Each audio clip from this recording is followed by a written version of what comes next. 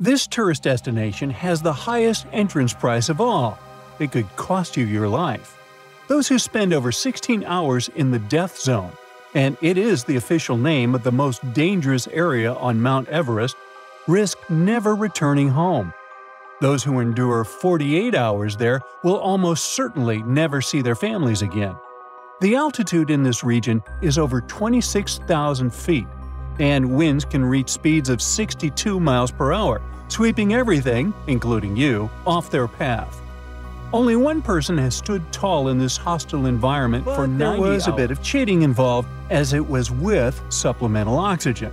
Yep, the precious O2 gas is extremely scarce there. Without this vital resource, the maximum time someone can survive is about 21 hours. A record set by this guy. Yeah, he was tough. He reached the Everest peak 10 times. His fastest ascent took slightly under 17 hours, but Pemba broke his record, ascending Everest in 8 hours and 10 minutes. However, these accomplishments are not feats for the average Joe. These record holders have, in a sense, won a genetic lottery. Both are Nepalese Sherpas, hence the names. Sherpas are native to the mountains and have evolved a natural resistance to high-altitude living. Despite the undeniable dangers, people seem unwilling to stop visiting the death zone. Since the establishment of climbing records, over 300 people have lost their lives there. Last year alone, 18 people perished, and as of July 2024, the death zone has claimed 8 lives. Now, as creepy as it may sound, the death zone on Mount Everest resembles a graveyard. The challenge lies in that of recovering a body from this perilous location costs families a fortune. Oxygen alone, which is necessary to descend a body, can amount to as much as 20 grand. This may seem far-fetched, but the operation requires 12 people, each needing an oxygen cylinder that costs around $400. So, do the math. And it's not just the oxygen. Imagine the other expenses summed up. Still, it's not only the money. The retrieval process is fraught with danger for those tasked with it, causing many private companies to decline such requests. Recently, authorities managed to recover 4 bodies and a skeleton from the treacherous area. While not all of them have been identified, one body belonged to an individual who passed away in 2017, remaining in the death zone for 7 years. El Caminito del Re in Spain, Maluga, may look like child's play compared to Everest death zone, as reportedly it has only claimed 6 lives. But still, this is eerie. Imagine you're standing on an old piece of wood some people dare to call a walkway that seems to be about to fall apart. You can't really move freely on it, as it's just 3 feet wide, and if you look down, you'll see nothing but a river 330 feet below you. You may want to sarcastically call it an engineering wonder, but in reality, it really is. Look, it seems like this walkway was glued to the side of a cliff. The tools and technique used to build it were quite rudimentary and unsafe, which is not surprising. The pathway is over a century old. If you're wondering how it was built without any machinery we have today, let me explain. The poor builders just hung off the side of the mountain using ropes.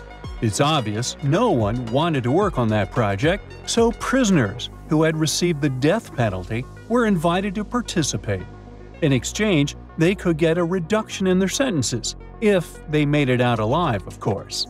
Now, originally the walkway was built to connect workers at the hydroelectric power plants by some local waterfalls. You know, just a little bridge to help them cross while transporting materials and keeping things in check at the channel. The construction kicked off in 1901 and wrapped up by 1905. The walkway was famously crossed by King Alfonso XIII in 1921 during the inauguration of a dam. This pathway has seen some rough times by the early 2000s and was partly closed for over a decade. 4 years of renovations and €9 million later, it burst back onto the scene in 2015. It has gained a reputation as the world's most dangerous walkway due to a couple of tragic accidents in the late 90s. Now you can stroll along a 1.8-mile path that hugs the edge of the gorge. Hey, remember I told you this Caminito only took 6 lives? Forget it. Nobody knows how much it really was. Alright, the next cliff destination may seem totally safe at first glance, but it's all about a very particular activity performed there. It's definitely not as high up in the sky as El Caminito del Re, only soaring 89 feet, but this cliff is meant to jump from, and people actually do that. Now, if you were to take a watermelon and give it a dramatic drop into the water below, you'd end up with a spectacular crimson splash of watermelon juice, looking like a crime scene. It would plummet at a wild speed of 53 miles per hour, and it begs the question, can a human handle that kind of dive? Spoiler alert, absolutely. Welcome to Red Bull cliff diving, where brave athletes take the plunge from heights equivalent to an 8-story building. But before you think about trying this for kicks, let me tell you, it takes serious fitness to pull it off. The better your shape is, the better your dive, but it's also all about your peepers. Your eyes become your ultimate navigation system as you make that fearless leap. Fearless? The impact is no joke.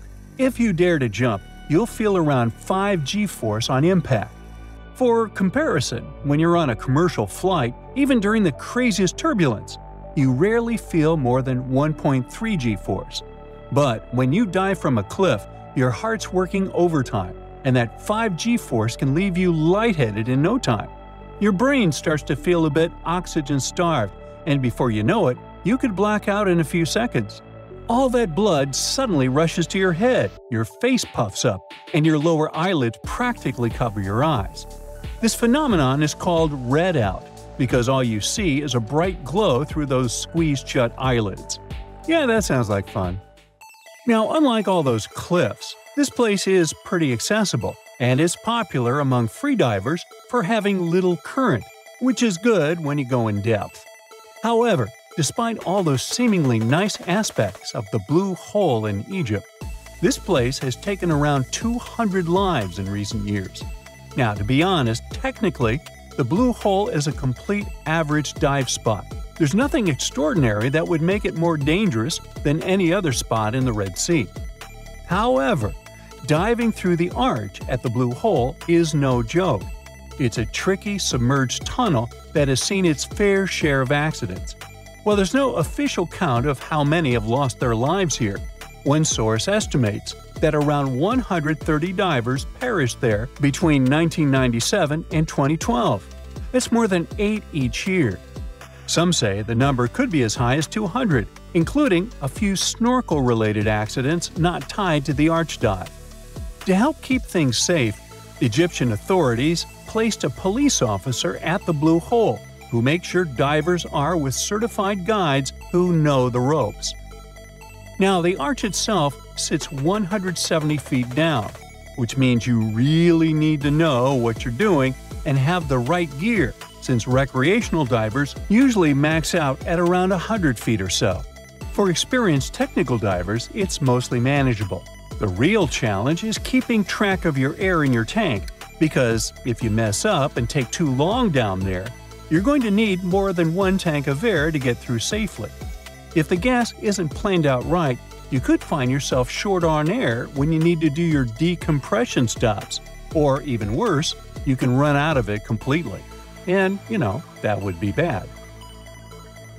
That's it for today. So hey, if you pacified your curiosity, then give the video a like and share it with your friends. Or if you want more, just click on these videos and stay on the bright side.